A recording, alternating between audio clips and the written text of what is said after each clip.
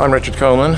I'm Chair of the Board of Trustees. I've been involved with the association since 2004, and that very simply is because that is the year when my wife was diagnosed with MND, and she passed away 2 years later. We both joined our local branch, of which I eventually became chair, and I have been trustee now for 7 years.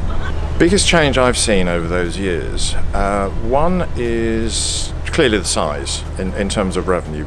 We have become very much bigger as an organisation, which means we are able to do more, which brings its challenges in terms of managing that organisation.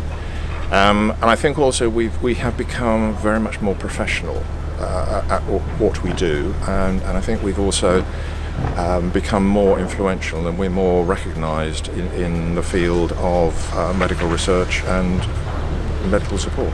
My fondest memory is specifically of 3 people, each of whom have MND, one of whom sadly passed away. That was Mark Stone, Steve Parry Hearn and Peter Scott Morgan, all of whom were prepared to stand for election as trustees and were successful. And the viewpoint that they were able to bring to our discussions, given the fact they're living with MND, really was powerful and helped us.